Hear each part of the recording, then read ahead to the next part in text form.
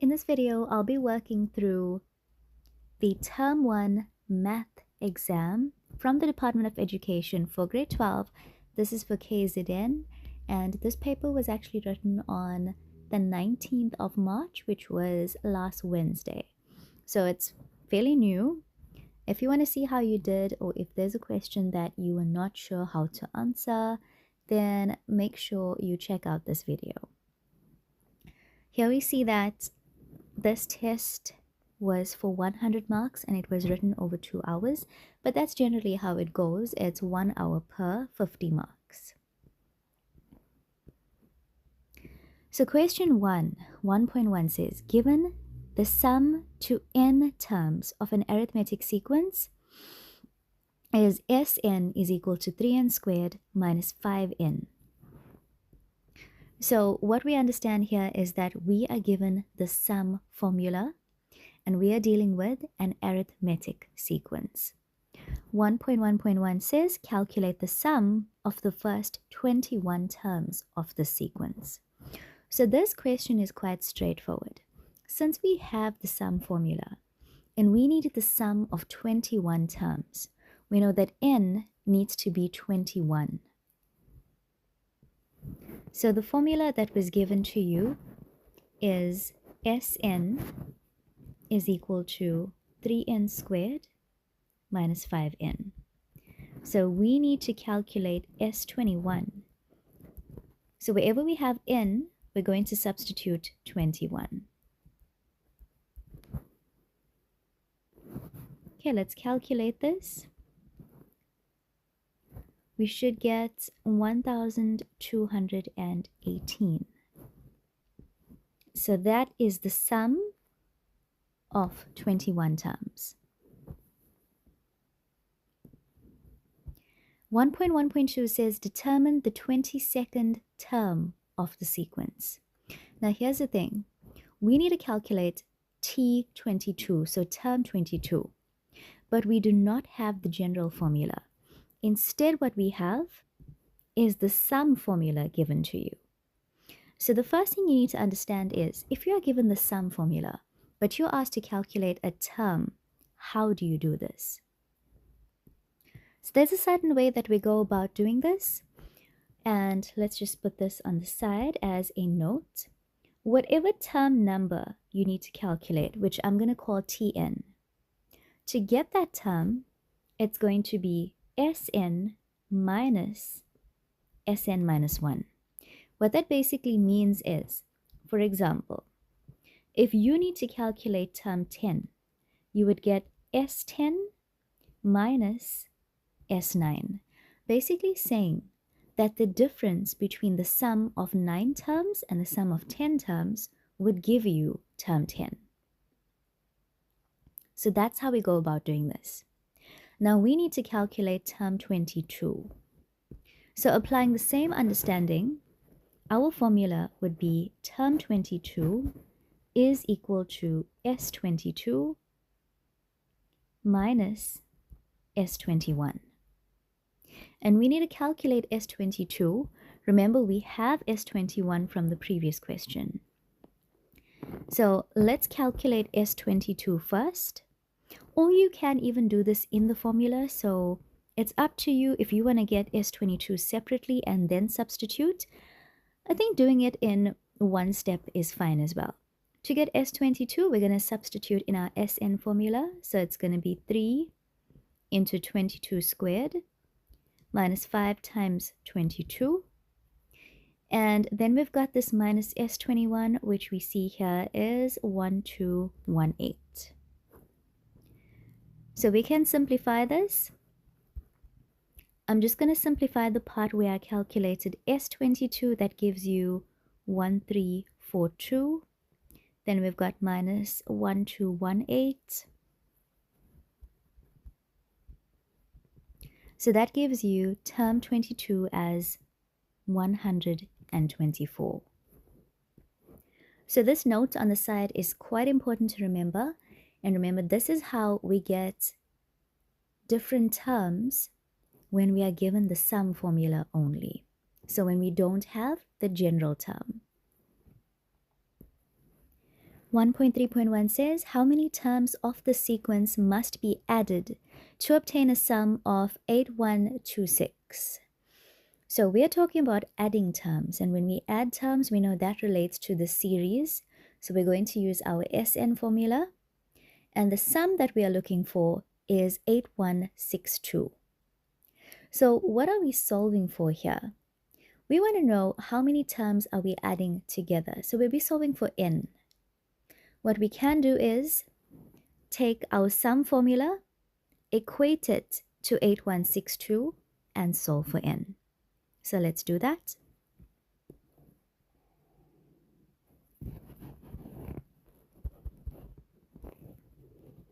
So we've got 3n squared minus 5n is equal to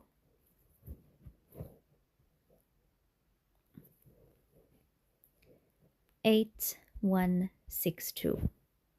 So what we notice here is that this is giving us a trinomial. Let's get it in standard quadratic format by taking the constant from the right-hand side over to the left. So it becomes negative 8162 is equal to 0.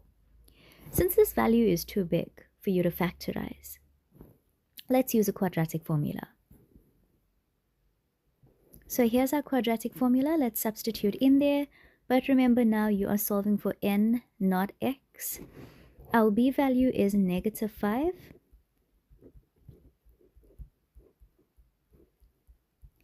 A is 3. C is negative 8162. All over 2 times 3. So we can further simplify, and when we solve for n, we get n is equal to 53, or n is equal to negative 51.33. Now here's the thing about n cannot be negative. So your negative value, you say not applicable, which means that n is equal to 53 has to be our answer. But let's just conclude and give a proper answer at the end, because remember, it was a question that was asked, okay? So how many terms need to be added together? So let's conclude and say 53 terms have to be added together. So it's important for questions that are actually asked as a question with a question mark in it for you to conclude. Okay, it's something that you're not necessarily used to in maths, where you write an actual sentence. But for questions like 1.1.3, it's important for you to conclude. So you do have a mark allocated to that final conclusion. We're now on to 1.2, and we are working with a new sequence. We're given 7, 7, 7, 12, 7, 17, 7, 22. So it's quite an odd sequence. It's a really odd sequence. And 1.2.1 says, determine the value of the 78th term of the sequence. So before I answer this question, there's something that I want you guys to notice. This sequence is made up of 2 separate patterns fused together. Let me write it down to show you. So here's what we have. And I'm just going to number these terms.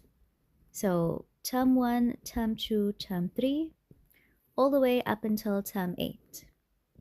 And this is a non-terminating pattern. It continues all the way up until infinity. But here's what's important for you to notice. If you look at all of your odd term numbers, meaning look at term 1, term 3, term 5, and term 7, what do you notice about those terms? All of those terms are just 7. So even if you go up until, let's say, term 99, 99 would be an odd number, so it would be 7. if they asked you for any odd term, it would be 7.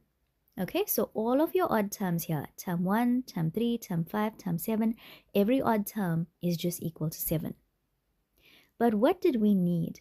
We needed to calculate term 78 of this pattern.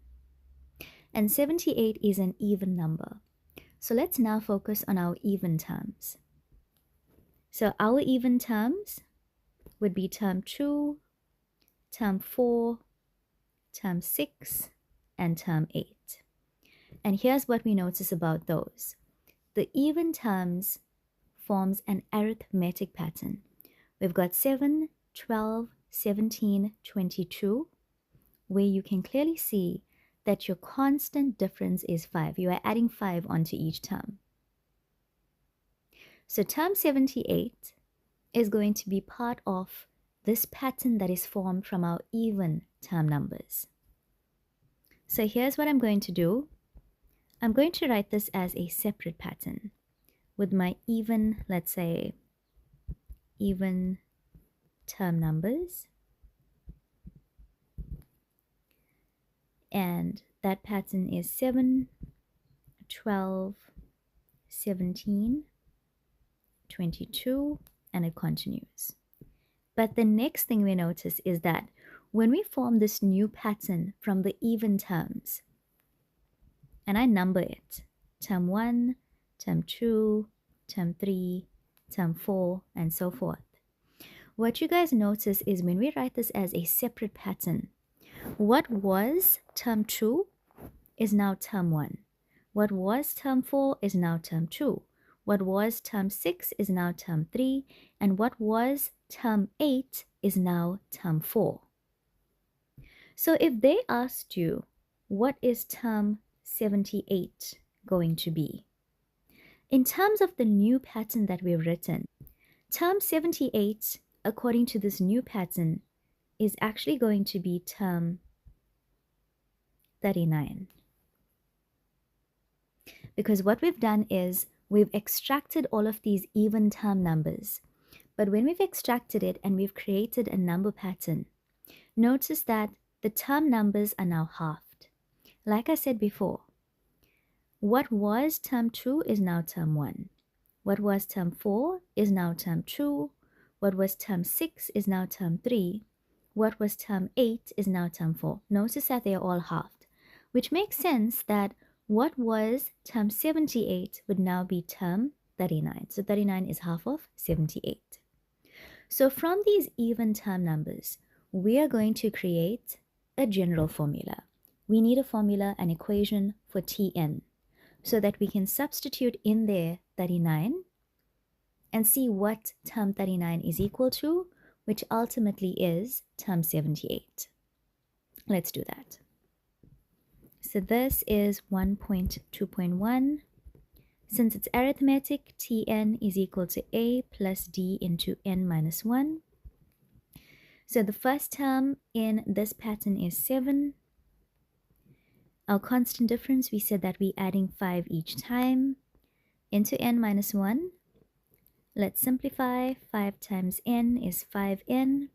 5 times negative 1 is negative 5. Simplifying further, 7 minus 5 is 2 plus 5n. So this is my general term.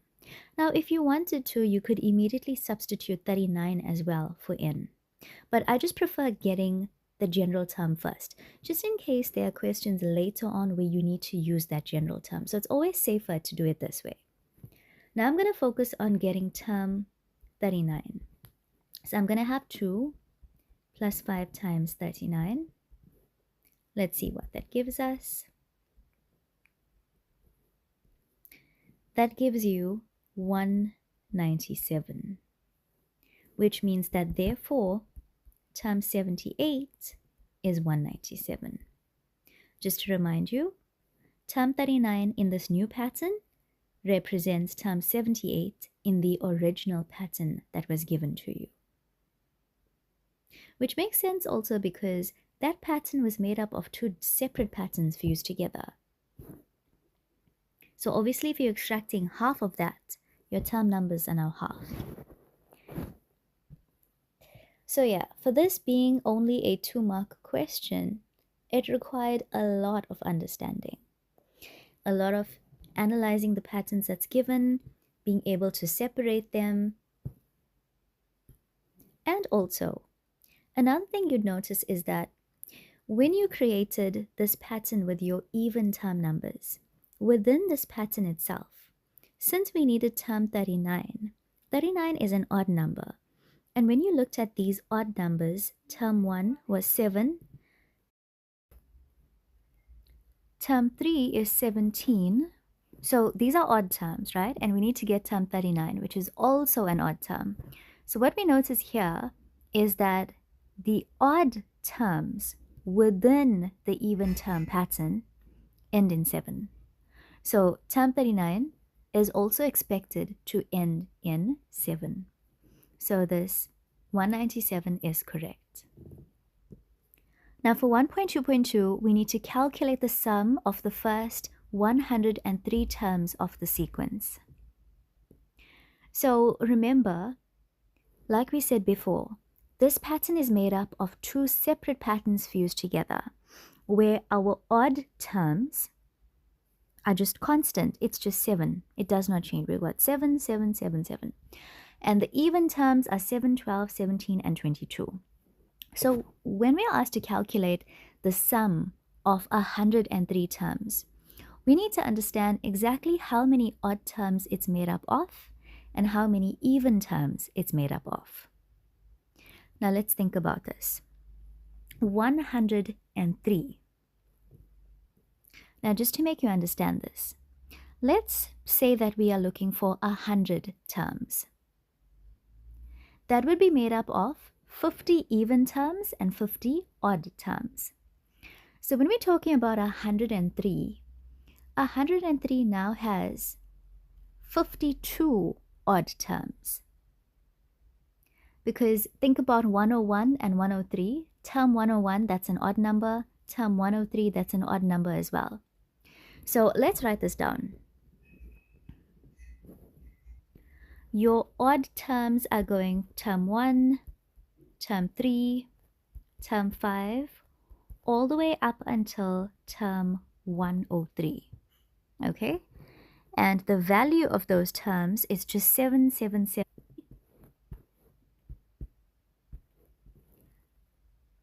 52 odd terms. And let's see how many even terms we're going to have. So from 0 to 100, there are 50 even terms.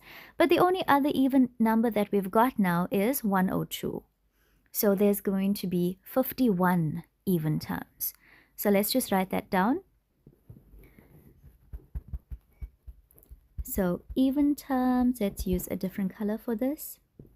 Even terms are going to be term 2, term 4, term 6, term 8, all the way up until term 102. And remember, your even terms were 7, 12, 17, 22. And it continues. So we're not sure exactly what term 102 is, but that's fine. What we're understanding here is that there are 51 even terms. So together, your 52 odd terms plus your 51 even terms make up the 103 terms that we're concerned with. So we want to know, what is the sum of this 103 terms? So we need to get the sum of the odd terms separately and the sum of the even terms separately. So here's how we're going to do this. Let's first work with the odd terms.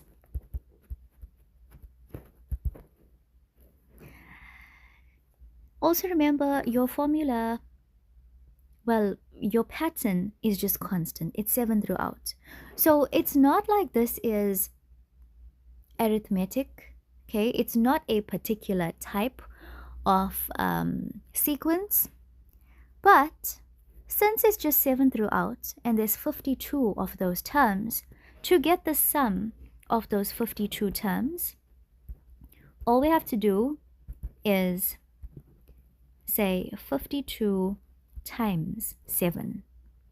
Because if I asked you, what is the sum of the first 3 terms in your odd pattern, in your odd terms, you would take 7 plus 7 plus 7, which is the same thing as 7 times 3.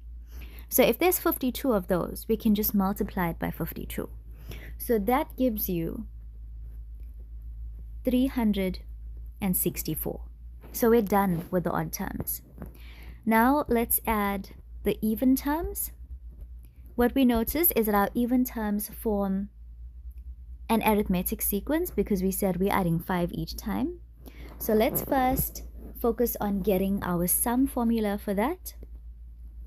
Since we don't know what the last term is, we don't know what term 102 is, and I'm not going to calculate it. So let's use n over 2 into 2a plus d into n minus 1. We are getting the sum of 51 even terms. So wherever we have n, we're going to substitute 51. Our first term in this pattern is 7. The difference is 5. And then in this bracket, it'll be 51 minus 1. Okay, once you calculate this, you're going to get 6732. Now we've got the sum of our odd terms, we've got the sum of our even terms, we just need to add them together to get the sum of 103 terms. So adding those two values together, we're going to have 364 plus 6732, and that gives you 7096. So that is the sum of the 103 terms.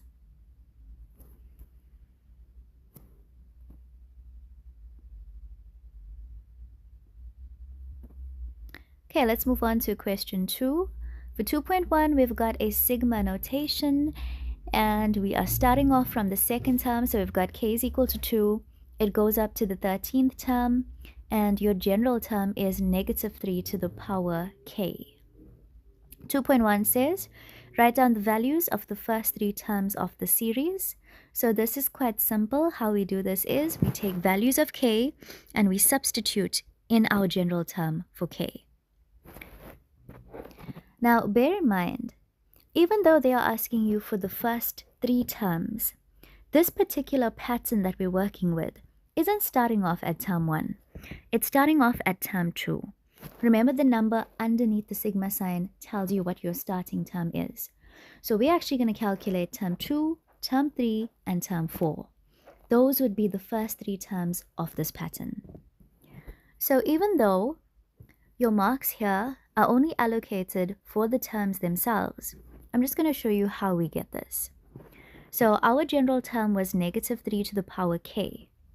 So where we have k, to get term 2, we're going to substitute 2. To get term 3, it'll be negative 3 cubed. To get term 4, it's negative 3 to the power 4. Okay, solving for term 2, we get 9. Term 3 would be negative 27. And term 4 would be 81. So those are the first 3 terms of this pattern. 2.1.2 says, write down the value of the constant ratio. Now, to get your constant ratio, there's always a way to calculate it if you're not sure what it is. And I would always suggest, please calculate it. Don't take it for granted that you can just take it from your general term.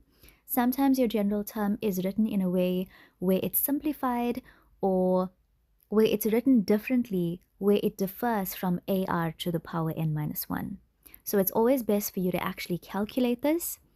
Remember, you can use the quotient of any 2 consecutive terms. You can use term 4 over term 3 or term 3 over term 2. I'm going to go with term 3 over term 2. I'll have negative 27 divided by 9. So I get r as negative 3. 2.1.3 says, well, and they've given you this sigma notation, but notice what's different. Where you had 13 at the top, you've now got infinity at the top. So they ask you if this sum to infinity will converge. And explain your answer. Now you guys are aware that in order for a geometric series to converge, for us to get a sum to infinity, there is a certain condition that must be met. That condition is r must lie between -1 and +1. So since this is a question, they are asking you, will it converge? You need to start off by saying yes or no. So it would be yes if your r value is within this range. However, we calculated r as being -3. -3 lies out of this range. So the series will not converge. So we'll start off by saying no.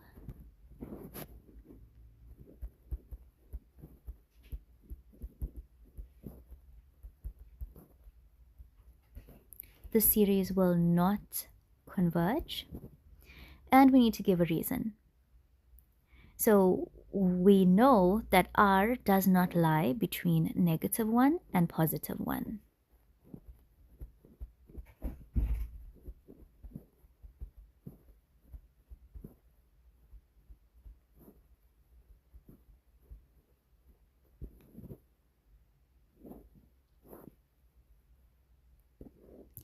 Okay, 2.1.4 is slightly different. It says calculate, and notice what they've done. They've taken the sigma notation that was initially given, and now they are multiplying it by x here. So all of our three terms, those three terms that we calculated initially, they are now being multiplied by x. Okay, and it says give your answer in terms of x. Okay, so here's what we have. And normally when it comes to working with sigma notation, we know that we start off by calculating the first three terms from the starting term. Our starting term here is 2, so we would get term 2, term 3, and term 4. I'm not going to calculate this because we've already done it in 2.1.1. However, what's different now is that each term is being multiplied by x. So term 2 is no longer 9, but it's now 9x. Term 3 is no longer -27, it's now -27x. And term 4 would now be 81x. So now that we see what our first three terms are, since this is geometric, we need to determine a, r, and n. A is always the first term that we calculated, so a is 9x. R is not going to be any different. R is still -3. And you can check it out if you calculate this. So -27x over 9x. Let's write it down so you can see what happens. The x's cancel out. -27 over 9 is 3. Well, -3. So r is still -3. To calculate n, it is always the top value minus the bottom value plus 1. So that's going to be 11 plus 1, n is 12. Now that we understand what a, r, and n is, we can use an appropriate formula to calculate the sum.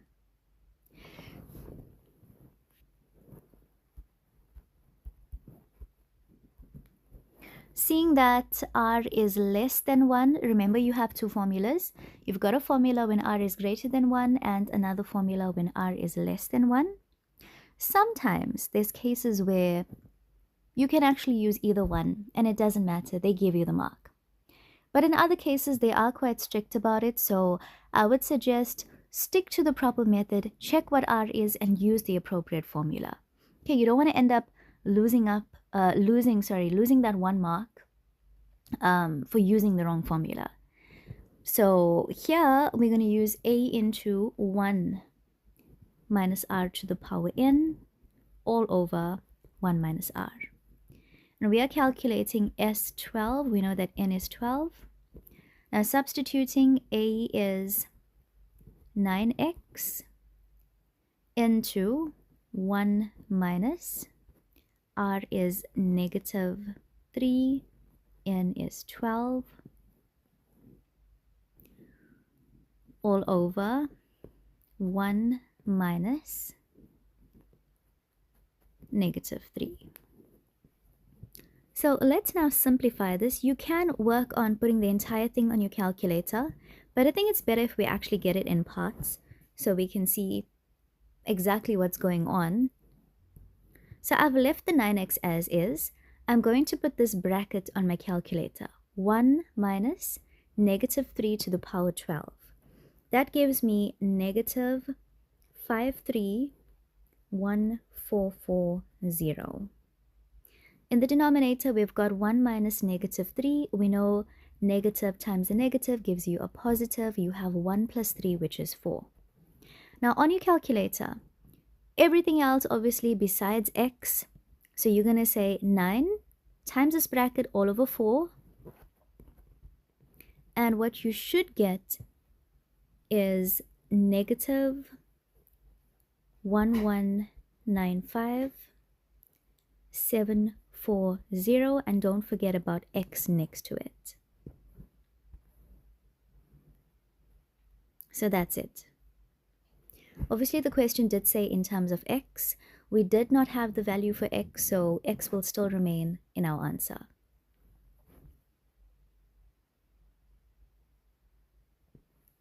Now we're on to 2.2. It says a quadratic sequence with a general term Tn has the following properties. They've given you term 29 as 1166, and also Tn minus Tn minus 1 is equal to 3n minus 4. So it's a good amount of information that's given, and it says determine the value of the first term of the quadratic sequence.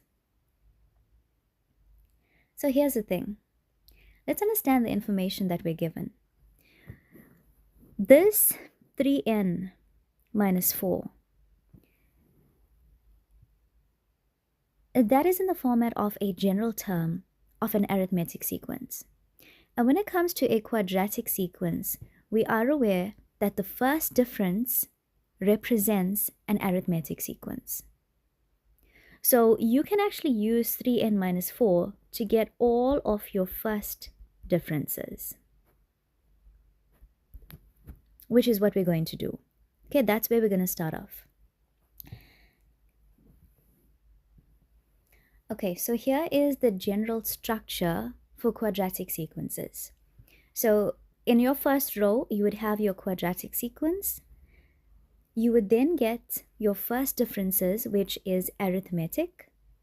And thereafter, you would have your constant second difference. Now remember here that the arithmetic pattern is given as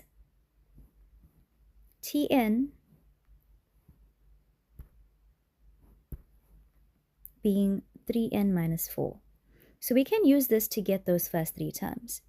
To get the first term of the arithmetic, let's substitute 1. So if we substitute 1 in place of n, 3 times 1 would be 3. 3 minus 4 is negative 1.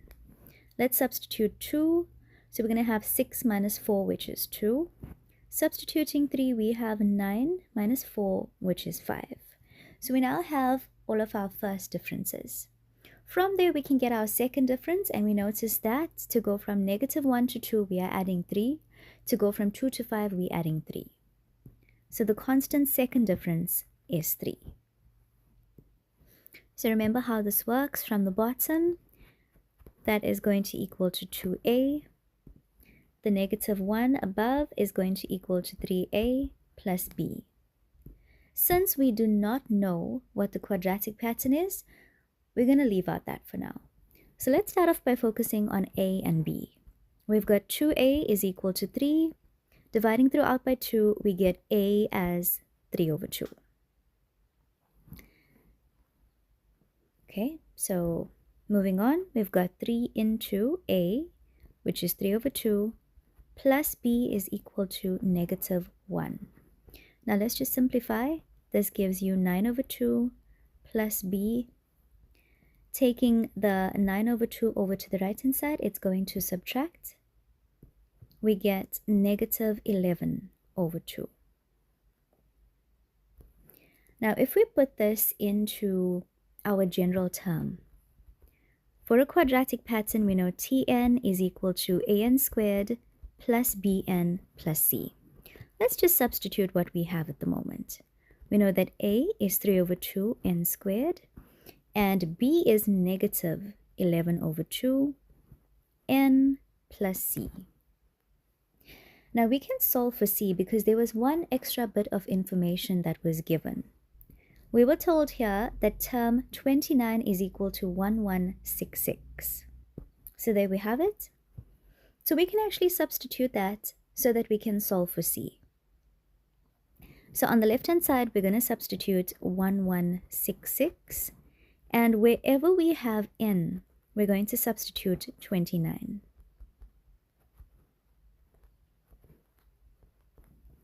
So that would now allow you to solve for c. So for now, I'm just going to simplify the right-hand side. We can put both of those terms on the calculator as we see it. You should get 1102 plus c. Taking the 1102 over to the left, you end up with c being equal to 64.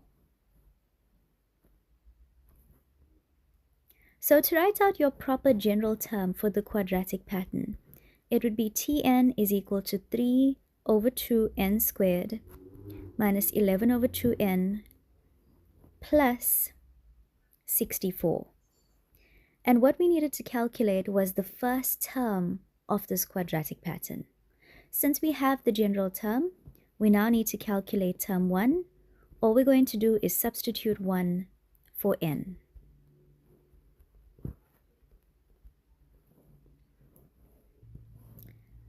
So we get term 1 as, I've got it as 60.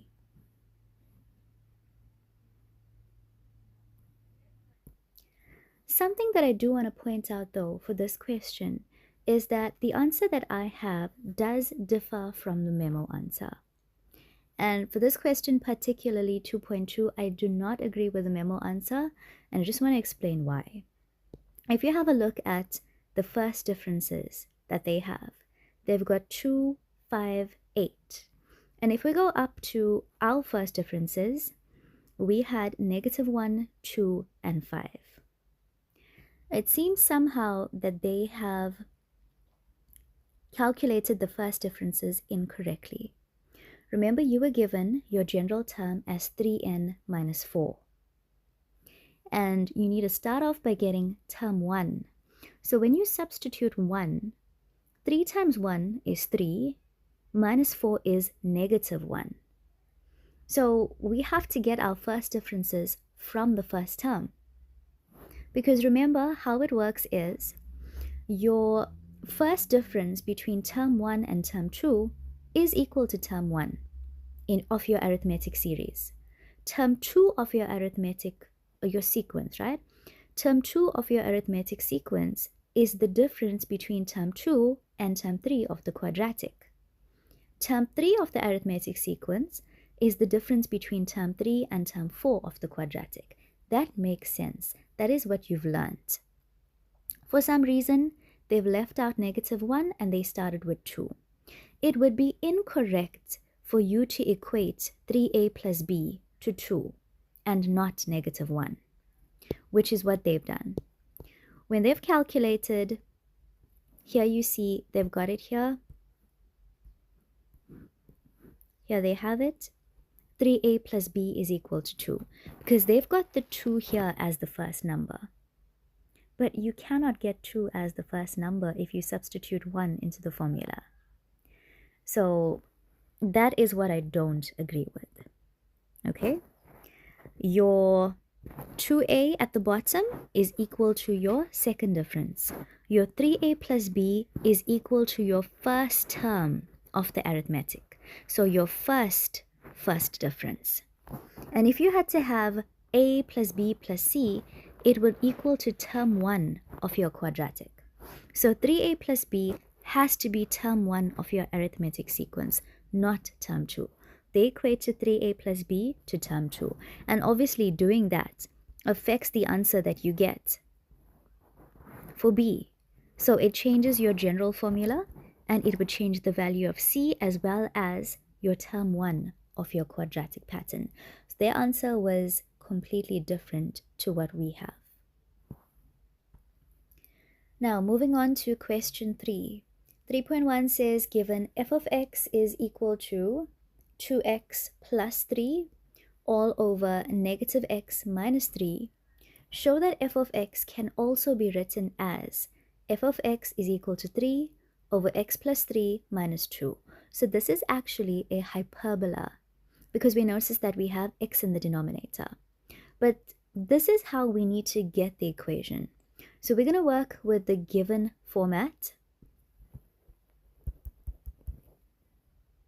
which is f of x is equal to 2x plus 3 all over negative x minus 3. So here's what I'm going to do. For now, I'm going to keep the numerator as is. And in my denominator, because both terms are negative, I'm going to pull out the negative as a common factor, and I'm left with x plus 3. We now want to write the numerator in such a way that when we factorize it, we get this bracket that we have in the denominator. So let's keep this as 2x, but I want to add something onto the 2x such that I can factorize and get x plus 3. That is going to be a positive 6. So I've got 2x plus 6, and think about this, when you factorize this, you will get 2 into x plus 3. Now, the thing with maths is that you cannot just add a value out of the blue. You can add a value though if you also subtract it at the same time. So we're going to say plus 6 minus 6 because ultimately you adding 0 onto the equation. Positive 6 minus 6 cancel each other out. So it's as if we're not adding anything at all. That's a clever way of introducing values to change your numerator here. But don't forget, you've got the plus 3 next to that. Now here's what we're going to do. The 2x plus 6, we're going to group those together. The reason why is so that we can factorize that bracket. Let's pull out 2 as a common factor. What we're left with in the bracket is x plus 3.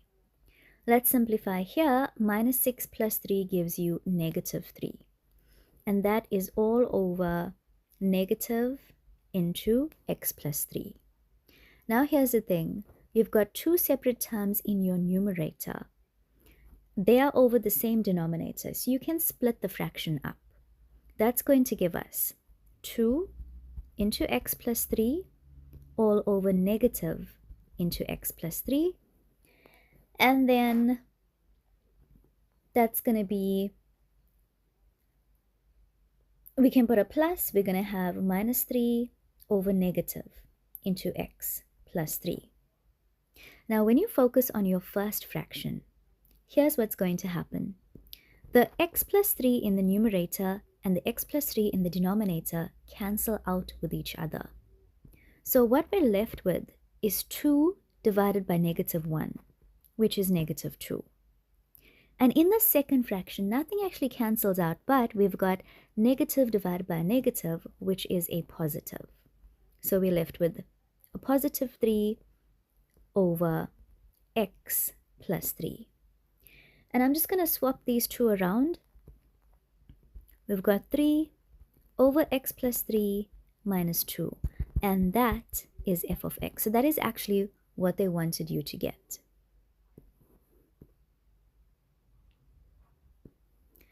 (3.1.2) says, hence determine the coordinates of the intercepts of f with the axes. Now you guys know that when a question says hence, it means using your previous answer. So obviously we're going to use this equation that we've just got. And we need to get the x-intercept as well as the y-intercept. So let's start off with the x-intercept, and just to remind you, you know that for the x-intercept, y is equal to 0. So in your equation, you're going to have 0 is equal to 3 over x plus 3 minus 2.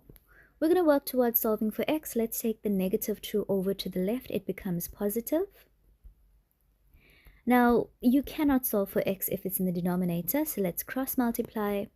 we've got x plus 3 is equal to 3 over 2. Now let's take the positive 3 over to the right. It is going to subtract. You'll have 3 over 2 minus 3. That gives you x is equal to negative 3 over 2. So your x-intercept you can write as a set of coordinates. Now let's calculate the y-intercept. Remember, for your y-intercept, x is equal to 0. So in your equation, you're going to have y is equal to 3 over 0 plus 3 minus 2. So that is going to give you negative 1. So your y-intercept is 0 and negative 1. 3.1.3, we now need to sketch the graph of f. Clearly indicate the intercepts with both axes as well as the asymptotes. So when it comes to sketching, it is always best if you make a list of the information that you need first. The first thing we need to understand is what the shape of this graph is going to be. Now, when we refer to the equation, we know that the a value determines the shape. Since it is a positive a value, our graph is going to be drawn in the first and the third quadrant. So this is the basic idea of the shape of the graph. It's going to be drawn in the first and the third quadrant. So the next thing we're going to get is the horizontal and vertical asymptote. So if we refer back to the equation, the horizontal asymptote is always the q value, which we take as is. So your horizontal asymptote here is going to be y is equal to negative 2. Your vertical asymptote is the p value, which you take with the opposite sign. So we've got a positive 3. We're going to take that as a negative 3. It would be x is equal to negative 3. And then you would obviously need your x-intercept and y-intercepts, which we have already calculated. So we had the x-intercept as negative 3 over 2 and 0. And the y-intercept was 0 and negative 1. Once you have these 5 pieces of information, you're now ready to sketch. So here's our x and y axes. Let's start off by filling in the asymptotes first. So let's go with the horizontal asymptote. We have y as negative 2. So estimating where that's going to be, I'm going to take negative 2 here. Remember, asymptotes are indicated with a dashed line. And then we've got the vertical asymptote as x being negative 3. So we've got a dashed vertical line to represent that. Now let's fill in the intercept. So first we've got the x-intercept as negative 3 over 2 and 0. When you have fractions, it's best for you to understand what that fraction is equal to in terms of the decimal, so you know exactly where to plot it. Negative 3 over 2 is the same thing as negative 1.5. So negative 1.5 and 0, that's going to be halfway here. And our y-intercept was 0 and negative 1, which is here. Now all we have to do is sketch our graph through these points. So here's the first half of our graph, making sure that you don't touch the asymptote. And the second half of the graph, remember, if you only have points for one half of the graph, you would draw the other half freehand. So this is the graph of f of x. So somewhere next to your graph, you're going to label it f of x, preferably label both parts.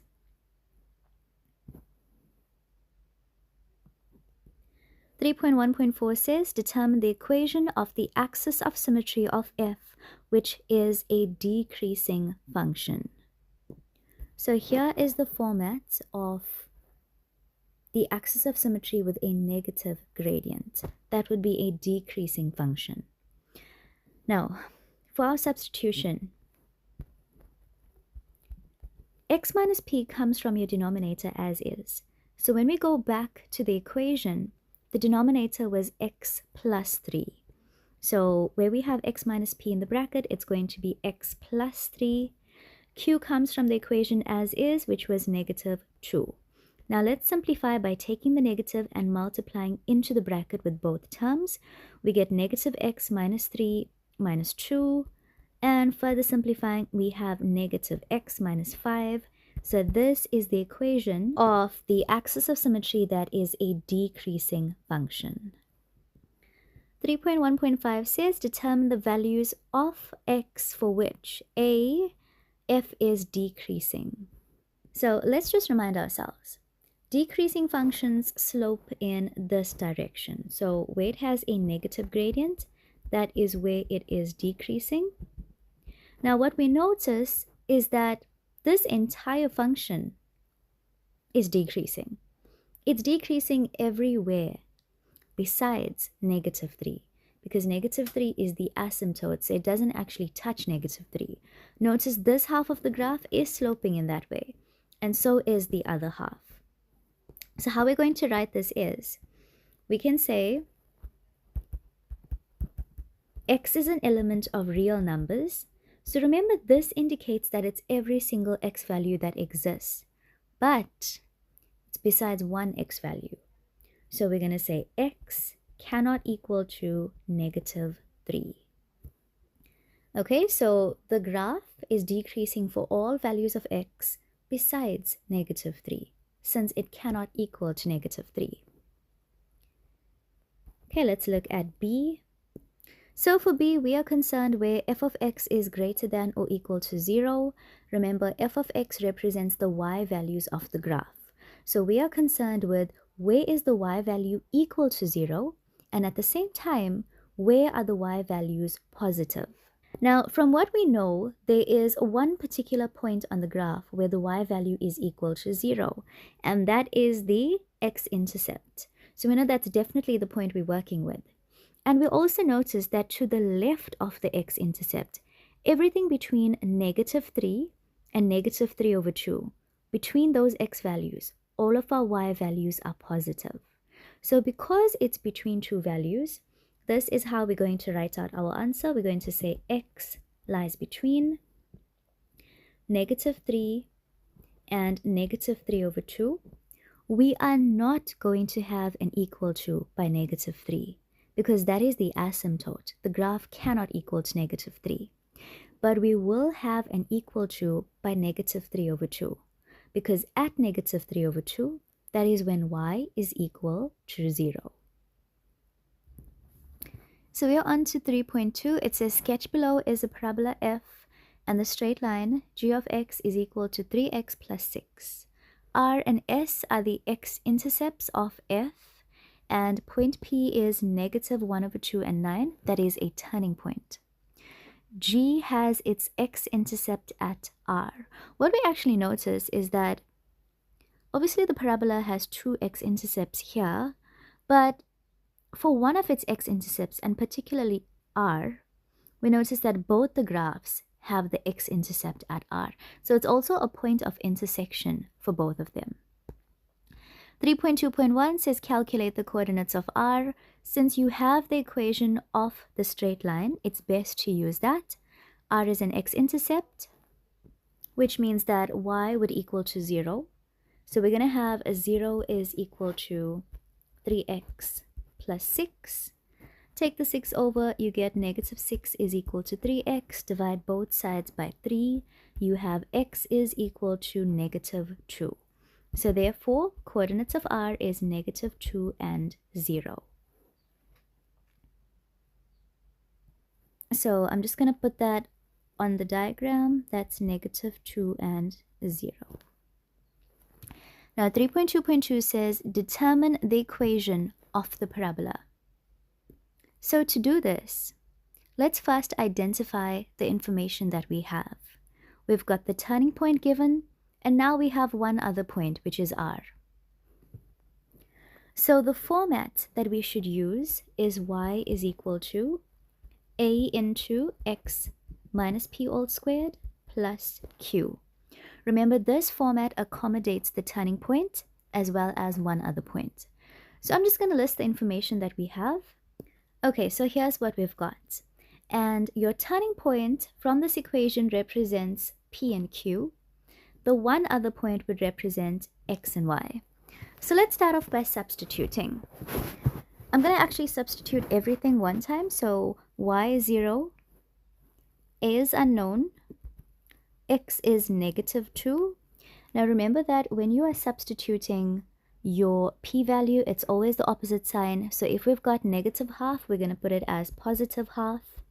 That is squared. And we use q as is, so that is +9. Our aim here is to simplify this so that we can get the a value. Let's take the 9 over to the left. We get -9. Let's simplify this bracket and square it as well. You should get 9/4. To get a alone, you're going to divide both sides by 9/4, and you should have a as -4. Now that you have that, you can write down the equation. It's going to be y is equal to -4 into x plus 1/2 all squared plus 9. So the reason why you could write down your equation in this format and not necessarily standard quadratic format, you didn't need it as ax squared plus bx plus c. The reason why is because they didn't specify. They just said get the equation. They didn't say get the equation in a certain format. So if they ask you for the equation, it's up to you the format that you want to work with. If you want to get it in standard quadratic format and you want to take those further steps, all you would have to do is square this bracket, simplify by gathering like terms, and you would get it in standard quadratic format. But this is perfectly fine. We are now on to question 4, and 4.1 says the graph of f to the -1 of x is equal to the square root of 3x. So they've given you the equation of the inverse, and they say that x is greater than or equal to 0 is drawn in the sketch below. F to the -1 passes through the point A, which is 3 and 3. Okay. 4.1.1 says determine the equation of f in the form y is equal to. Let's do this. So here is what we're given. We're given f to the -1 of x. And this is equal to the square root of 3x. F to the -1, I'm just going to write that as y. And remember your steps, you are going to swap x and y. So we're going to have x is equal to the square root of 3y. And now we're going to focus on making y the subject of the formula. To get rid of the square root, we are going to square both sides. So on the left, that gives you x squared. On the right-hand side, that just gives you 3y. And to get y alone, we can divide both sides by 3. So we get y is equal to x squared over 3. And that is the equation of f of x. It's x squared over 3. Okay, but looking at the question, they said that they wanted in the form y is equal to, which means that this should be your answer. Okay, that's the format that they wanted in. 4.1.2 says, for which values of x will f of x be less than f to the -1 of x? It helps for questions like this if you can visualize it. So here's what I'm going to do. I'm just going to sketch in what f of x would look like to correspond with this half. Okay, so f of x would be something like that. So now we can answer the question, and they want to know where f of x is less than or equal to f to the -1. This less than means below. So they're asking you, where does the graph of f of x literally lie below the graph of f to the -1 of x? And we can see that it's between the points 0 and 3. Because it lies between these 2 points, we're going to write this answer as x lies between 0 and 3. But remember, the question had an equal to, so the equal to implied that we want to know where these graphs are equal to each other. So we notice that at 0 and 3, they are equal to each other because they intersect. So both values, 0 and 3, gets the equal to as well. So 4.2 says consider g of x is equal to 1 over 3 to the power x. So that we know is an exponential function. 4.2.1, determine the equation of g to the minus 1 in the form y is equal to. Now if it was 1 mark, you could just write down the equation straight away. But because it's 2, we're going to show the step where we swap x and y. So there'll definitely be a mark allocated to that step. Okay, so here's what you're given. I'm just going to rewrite this as y is equal to 1 over 3 to the power x. You know that your first step is to swap x and y, so you'll have x is equal to 1 over 3 to the power y. From there, you need to make y the subject of the formula. Since it is an exponent, when you bring it down, you need to introduce log on the other side. The base of the exponent becomes the base of log, and x will go in line with it. So that is going to be your answer, since they wanted it in the form y is equal to. So 4.2.2 says, draw a sketch graph of g to the minus 1, indicating any intercepts with the axes as well as one more point on the graph. Now here's how we're going to do this. Since we are asked to sketch the inverse function, let's get all the information for the exponential and use that to get information for the inverse. So it always helps a lot if you can work that way. Okay, so let's first get all of the values that we need for our exponential function, which include the shape of the graph. So the shape of the exponential function is, it's going to go that way. Then let's think about the x-intercept and y-intercept, or actually, let's do the asymptote first. So exponential function has only one asymptote, that is a horizontal asymptote, which is obviously a y value, which we take as q, but there is no q value here, which means that y is equal to 0 is the horizontal asymptote. And if you think about the line y is equal to 0, this is actually your entire x-axis. So the entire x-axis becomes our horizontal asymptote, which means that with regards to our x-intercept, that is not going to be applicable. There will be no x-intercept. If your entire x-axis is an asymptote, your graph cannot cut through the x-axis. But we do have a y-intercept. So to get a y-intercept, we make x 0. We're going to have 1 over 3 to the power 0. Anything raised to the power 0 is 1. That's going to be 0 and 1.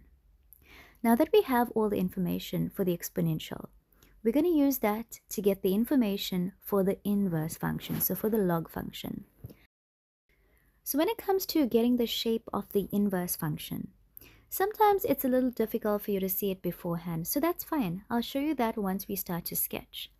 But remember what happens for a function and its inverse. All of your x and your y values swap around. So where you have a horizontal asymptote, that now becomes a vertical asymptote. We had y equals 0, so it's now x equals 0. It was the entire x-axis, it's now going to be the y-axis.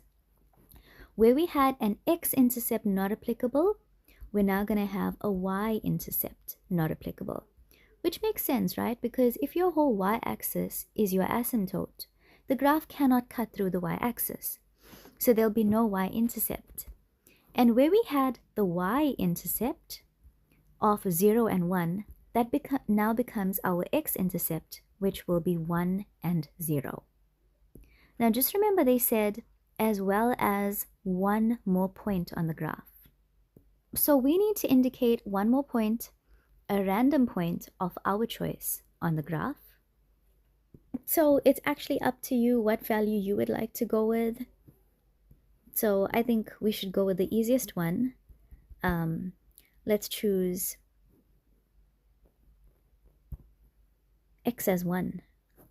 So if we substitute 1, we're going to have 1 over 3 to the power 1, which is 1 over 3. And we take the set of coordinates and we just swap it around to use it for our inverse. So now we have all of the information that we need to draw this inverse. So let's start to sketch it. Here is our Cartesian plane. I want to start off by drawing the asymptote first. It is the entire y-axis. So on the y-axis, we're going to indicate this as a dashed line. So we can clearly see that it's going through 0. But if you want to label it, you can. So somewhere next to that line, you're going to say y is equal to 0. Now you can actually fill in your points. So you've got an x-intercept of 1 and 0, which I'm going to estimate being here. And we've got the one other point, which is 1 over 3 and 1. So 1 over 3 and 1 is going to be somewhere there. 1 over 3 and 1. Now, in order for you to draw the shape of this graph correctly, you need to understand what your exponential function looks like. So I'm just going to go back to the part where I drew the shape of the exponential function, but I want to put this on a Cartesian plane so you're able to see it better. This is actually what it looks like on a Cartesian plane. So your exponential function goes as close as it can to the positive x-axis, meaning that the inverse function should go as close as it can, let's do that better, should go as close as it can to the positive y-axis. And from there, it's easy enough for us to draw the rest of the graph. So this is what the inverse function looks like. Lastly, let's label this. This is g to the minus 1 of x. So yeah, that one other point was entirely up to you. I just chose to go with 1 over 3 and 1. But if you wanted to indicate any other point, that would be fine as well.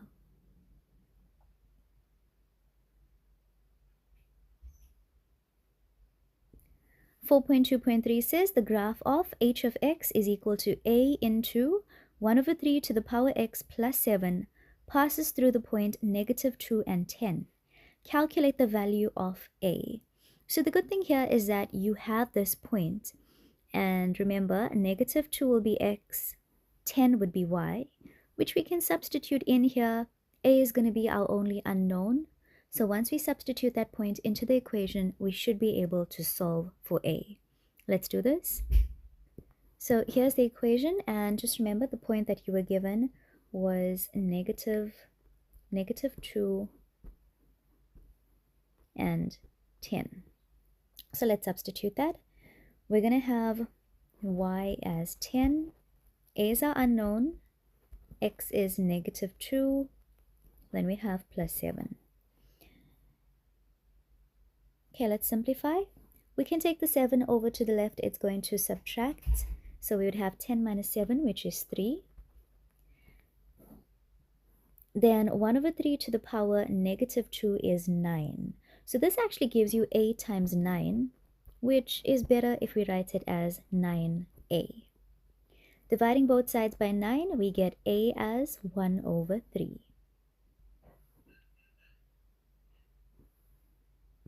Now, 4.2.4 says describe the translation from h to g. So we have the equation of h, which we have the value of a now, so we're going to substitute that. But we want to translate h. And remember, translations include reflections. Your graph could be reflected about the x-axis, about the y-axis. Your graph could be rotated. Your graph could be shifted horizontally or vertically. So those are what translations are about. And we want to apply certain translations onto the graph of h such that we end up with the equation for the graph of g. So here's the equation of h of x, which we are starting off with. I've just substituted the value of a in there. And just for reference, I have put the equation of g of x on the right-hand side, just so that we know what we need to end up with. Okay? Now, the first thing that we notice is that in our equation for h of x, we can simplify this. We are multiplying bases that are the same, where the base is 1 over 3. So we are going to add the exponents. It gives us x plus 1. And then we have the plus 7. Now I'm going to apply the translations, and I prefer if you write down exactly what the translation is.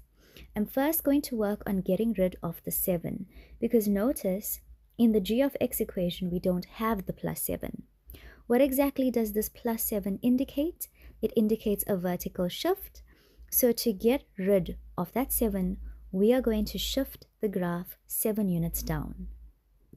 So we are going to shift h of x 7 units down. So here's what that looks like. To indicate that it's been shifted 7 units down, we minus 7.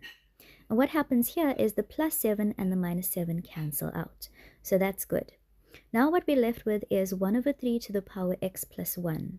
But when you look at the equation of g, there is no plus 1 next to it. What does that plus 1 indicate? That plus 1 indicates a horizontal shift. It tells you that this graph was shifted 1 unit to the left. So to cancel that out, we need to shift it 1 unit to the right. So the next thing we do is shift h of x 1 unit to the right. So here, this is what it's going to look like. Remember, for your p-value, you're always using the opposite sign. So even though you're shifting your graph to the right, we use a negative 1. So the plus 1 and the minus 1 cancel out. And we are now left with 1 over 3 to the power x, which is g of x. That is what we wanted from the start. We wanted to translate h of x so that the equation now becomes g of x. We're now on to question 5, and this is now based on trigonometry. 5.1 says, if 5 sine beta minus 4 is equal to 0, and beta is an element of 90 degrees to 270 degrees, determine without the use of a calculator and with the aid of a diagram the values of. Now you guys know, you've been working with questions like this from grade 10. For these type of questions, you know that the diagram that they are talking about is a triangle, which we have to draw according to the butterfly diagram. But in order for us to draw that triangle, we first need to determine which quadrant it lies in. So here's how we're going to do this. So we are going to simplify this given equation. We need to get sine beta alone. To do that, we can take the 4 over to the right, it becomes positive, and then divide throughout by 5. So this is important. This is the format that we needed to be in. We are now going to use our cast and tick method to help us determine which quadrant to draw the triangle in.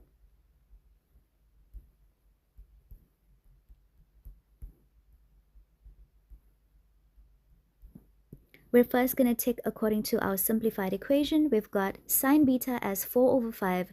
It is a positive fraction. So we are ticking all of the quadrants where sine is positive. That is the first and the second quadrant. We're now going to tick according to the restriction. And the restriction says you're working between 90 and 270. So from 90 to 270, we pass the second and the third quadrant.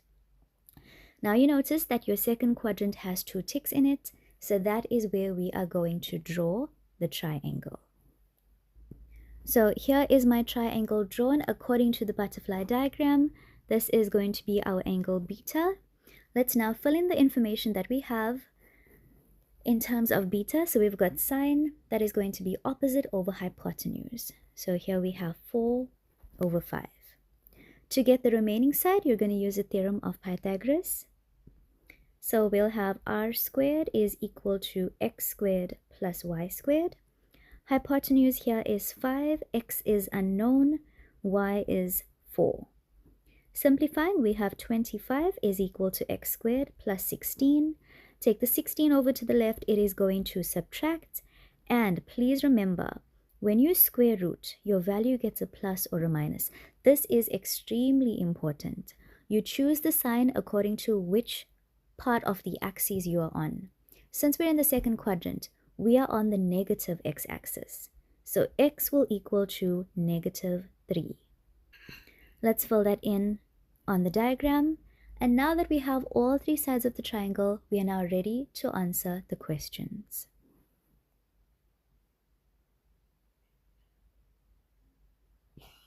So for 5.1.1, we need cos beta. So let's refer to our diagram to get cos beta. In terms of beta, cos is going to be adjacent over hypotenuse. That is -3/5. Now 5.1.2, we need cos 2 beta. That is a double angle, so it's best if we expand it. Since cos beta has 3 different expansions, it's entirely up to you which one you want to use. I would always suggest use the expansion that has the information that was given to you. Since we had sine that was given, I'm going to go with 1 minus 2 sine squared beta. It's just a personal preference of mine, just in case you made a mistake with getting the adjacent side. So say in your theorem of Pythagoras, you mistakenly forgot to substitute the negative in front of the 3. So just in case there was a mistake somewhere along the way, it's always safer to use what you were given. So sine beta was 4/5, but it is squared, it's sine squared, so we square that value. You can just put that entire thing on your calculator. You should get -7/25. And regardless of which expansion you choose, even if you use one of the other two, you should still get -7/25 as your answer. Now 5.1.3, we need sine 3 beta. So what we can do here is actually compound this. Let's rewrite it as sine beta plus 2 beta. Okay, so it's the same thing as sine A plus B.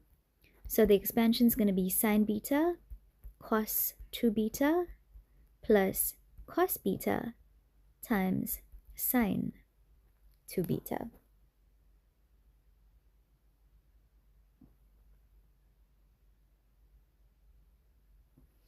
Now we can further expand this because what we notice is that we've got double angles. We've got cos 2 beta as well as sine 2 beta. But here's the thing, right? There is no need for you to expand cos 2 beta. Because remember in the previous question, you already calculated what cos 2 beta was. So when we get to that point, we can just substitute. So for now, as my next step, I'm just going to substitute what actually needs to be substituted, which is the sine 2 beta part. Okay, so here, that's going to be 2 sine beta cos beta. And now we actually have all of the information to substitute.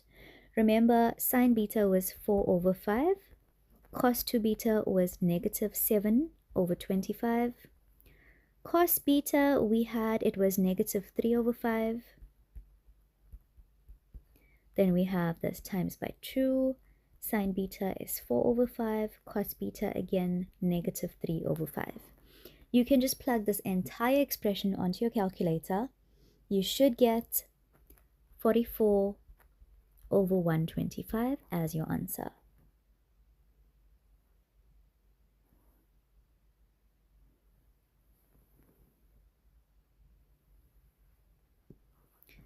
Now we're on to 5.2 and we need to simplify. Let's just start off by rewriting this question. So here's what we have. And we're going to work with this part by part. So I first want to focus on sine of -180 minus theta. And I actually want to show you that on the side. So if it looks like a reduction formula, but it's swapped around, and the value is negative, you're going to add 360 onto that. When we add 360, what we now have is 180 minus theta. Adding 360 onto it allows it to become a reduction formula, a known reduction formula. 180 minus theta lies in the second quadrant where sine is positive, so that becomes sine theta. So in the first part of your fraction here, you're going to have sine theta. Next, we have tan of 180 minus theta. 180 minus lies in the second quadrant where tan is negative. So that becomes negative tan theta. Next to that, you have cos of negative theta, and you know this from grade 10. Cos of a negative angle is positive cos of that angle. In the denominator, we've got cos squared of 90 plus theta. That I want to show you on the side as well. So I want to focus particularly on the square part of it. The square tells you that whatever answer you have, that's going to be squared. Firstly, 90 plus lies in the second quadrant where cos is negative. Because remember, only sine is positive in the second quadrant. However, because we have 90 paired with cos, it changes cos into sine. So we've got negative sine theta all squared. And when we square this, we get a positive sine squared theta. So when you've got a square on your trig ratio, it's always important for you to work separately first. Do this part of your rough work. And remember, whatever answer you get, that answer is squared. So there we've got sine squared theta. Onto that, we're going to add 3 sine squared theta. So we notice we have like terms in the denominator, right? So just now we're going to add those two together. What I'm going to do at the moment though is where I have negative tan theta, I'm going to expand that as sine theta over cos theta. And immediately what we notice is that the cos theta from your denominator of tan cancels out with the cos theta next to it.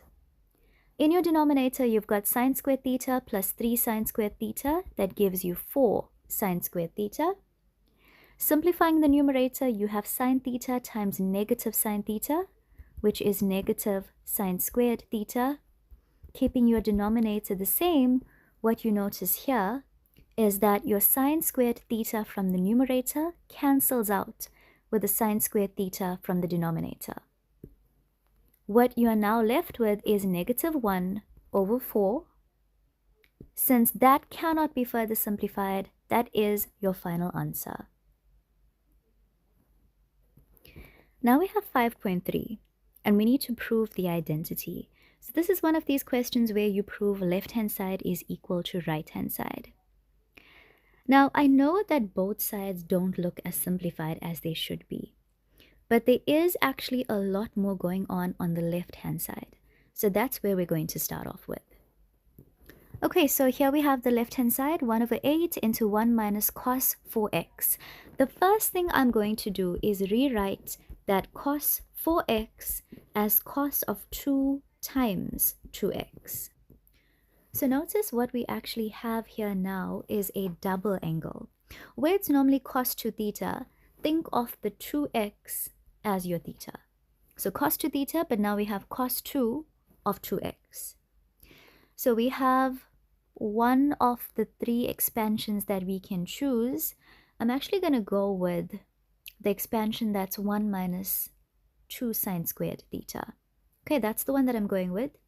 Reason being is because this is the ideal way of introducing sine into this. Because remember, the right-hand side had sine in it. So because there's a minus in front, I'm going to put this in a bracket. It's going to be 1 minus 2 sine squared. And where we normally have theta, we're going to have 2x. Because that's what our theta is here. Now let's take that negative and multiply it into the bracket. So we're going to have 1 minus 1 plus 2 sine squared 2x.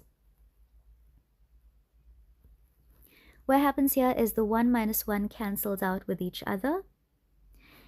And if we simplify what we have, we've got 1 over 8 times 2, which is going to give you 1 over 4. So inside your bracket, you're now left with sine squared 2x. I'm just leaving out the bracket around the 2x. Now this is a double angle. Sine 2x is a double angle, but it tells you that whatever you are going to replace sine 2x with, that entire thing is squared, because remember, that is what the square on the trig ratio means. Sine 2x is 2 sine x cos x. Let's square that. It's going to give us 4 sine squared x cos squared x. And if we multiply the 1 over 4, into the bracket 1 over 4 times 4 cancels out. So we've got, so what we are left with is sine squared x, cos squared x. And if you have a look at the question, that is equal to the right-hand side. So we can conclude and say equal to the right-hand side. We're now on to question 6. 6.1 says determine the general solution of cos of x minus 45 degrees is equal to sine 2x. This is something you learned how to do in grade 11. This is a typical grade 11 style general solution question. And it works a certain way. We notice that the angles of cos and sine are different, so there's no way that we can get tan out of this. But instead, we need to work towards getting both sides to be just sine or just cos. Now it's actually easier here to leave the cos on the left and try to get the sine on the right hand side to become cos. Let's see how to do this. So to do that, we're going to keep the left hand side as is, and the right hand side we're going to write as cos of 90 minus, because cos paired with 90 is equal to sine. So in the general solution questions of this type, whichever side you are trying to change it to the other trig ratio, but in the bracket you have to have 90 minus. So here we've got cos of 90 minus, and it's going to be 2x. Now that our trig ratios are the same, they cancel out with each other, and we equate those angles together. Please remember that you are not solving for x at all. You're not going to take this negative x over to the left and make it 2x and take the minus 45 over to the right. That would be wrong. Instead, what we do is we use the left-hand side. So we keep the left-hand side on the left-hand side of our general solution, and whatever is on the right-hand side, that serves as our reference angle. Now, how do we know which quadrants to work in? When it comes to this type of question, there is actually no restriction on which quadrants you should use, okay? You would notice that some memos may work with the first and the second, some might work with the second and the third, and so forth. So to understand which quadrants to work with, it's important to know what the purpose of a general solution is. General solution allows you to calculate the points of intersection between two graphs. So when we look at what was initially given to us, cos x minus 45 and sine 2x, if we think of those as two separate graphs, because we're equating them to each other, we are actually calculating the points of intersection. So it's good for you to know in which quadrants they will intersect each other. But if you haven't drawn the graph, or you cannot see the graph, or you can't visualize it, you can work with any two quadrants. For this question particularly, I'm going to stick to the first quadrant and the fourth quadrant. Okay, let's go with that. So in the first quadrant on the left-hand side, I'm going to have x minus 45. We know that in the first quadrant, we use the reference angle as is. So actually, I just realized this has to be 2x. Okay, so reference angle is 2x. Then we're going to have plus k times 360, where k is an element of integers. Now to simplify, we're going to take all of our terms with x over to the left. So the minus 2x goes over to the left and adds on to give you 3x. The negative 45 goes over to the right and adds on to give you 135. Now to get x alone, you're going to divide throughout by 3. So you get x is equal to 45 plus k times 120. Okay, so I said I'll also work with the fourth quadrant. So I'm going to keep the left-hand side as x minus 45. In the fourth quadrant, we use 360 minus. So it's going to be 360 minus 90 minus 2x plus k times 360, where k is an element of integers. Let's first simplify the right-hand side. We need to get rid of that bracket. So we're going to multiply the negative into that bracket. Now let's get all of our terms with x over to the left. When the 2x goes over to the left, it becomes negative 2x. So we have x minus 2x, which is negative x. Let's take the negative 45 over to the right. It is going to add on. That is going to be 315 plus k times 360. Now lastly, we are going to divide throughout by the negative 1. Doing so, we have x is equal to negative 315 minus k times 360. So here is our two general solution questions. Now, if we need to calculate points of intersection of both our graphs, we're going to refer to these two. Okay, so it actually continues in 6.2 where they've drawn the graphs for you.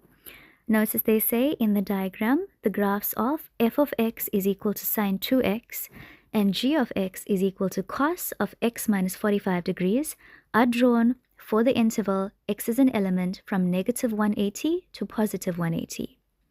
A is a minimum point on the graph G and C is a maximum point on both graphs. The two graphs intersect at B, C, and D. So there are 3 points of intersection here. Now 6.2.1 says write down the period of G. So if we have a look at the equation, we notice that there is no coefficient in front of the bracket. There's no b value. Actually, the b value is 1, which means that the period is just 360 degrees. Now 6.2.2, let's look at A. It says write down the coordinates of point A. So let's have a look at point A. Point A here is a minimum point. So we know that the y value is going to be negative 1. But what about the x value? Think of your ordinary cos graph.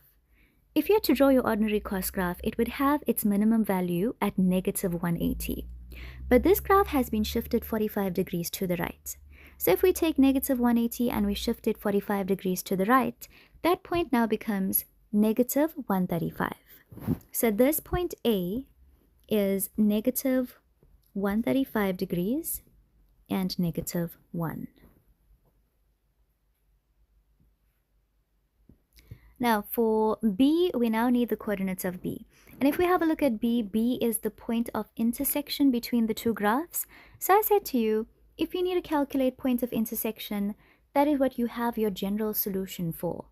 So let's refer to our general solution, and I'm going to work with the first one. We're going to start substituting values of k. Now here's the thing, k is integers, which is why we say k is an element of integers, right? So integers would be 0, all your positive values, all your negative values. But think about this logically, do this logically. We are looking for a negative x value. So let's substitute k here as negative 1. When you substitute negative 1, you get negative 75. And if we refer to our diagram, that point B where they intersect is negative 75. So that is actually correct. But what is the y value going to be? So you can actually take the negative 75 and substitute it into your equation, and you would get negative 1 over 2. So there is the coordinates for B.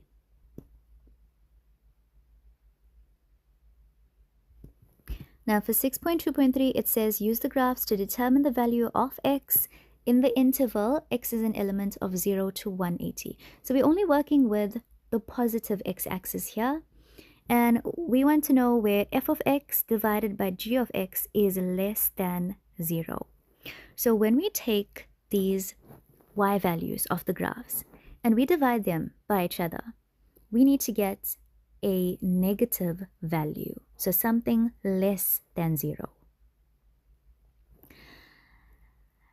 Now, how to do this? To divide values and get a negative answer, they need to have the opposite signs. Basically, what we're looking for is the portions of the graphs where the y values have the opposite sign. So where's the y value of one graph positive and the other negative? Now we notice something like this in this portion. Notice between 90 and this point. So between 90 and that point, the y values of g are positive, the y values of f are negative. Negative divided by positive gives you something less than 0. But what is this point? It is directly halfway in between 90 and 180. So that point should be 135. So our answer is going to be x lies between 90 degrees and 135 degrees. Now we are on the last question of this paper, 6.2.4. Solve for x. In the interval, x is an element of 0 to 180. So again, the positive x-axis. If sine 2x is greater than or equal to 1 over square root 2 into cos x plus sine x. Now here's the thing. Sine 2x is fine because it matches one of our graphs. However, the 1 over square root 2 into cos x plus sine x, we don't have that graph.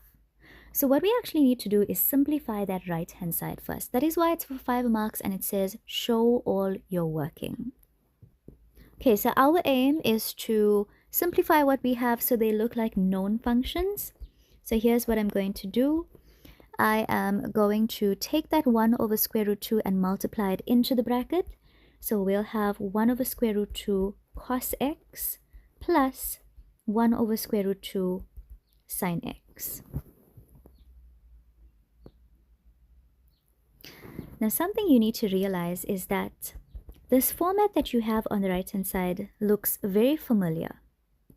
So we need to ask ourselves, how can we get rid of the 1 over square root 2? Or maybe not necessarily get rid of it, but write it in a different way. Remember, what we're trying to do is get that function of cos x minus 45. So since I've mentioned 45 degrees, 1 over square root 2 is equal to cos 45 as well as sine 45. So let's replace the first one with cos 45 degrees and the second one with sine 45 degrees. What this now does is it gives us the expansion for the compound angle of cos A minus B on the right hand side.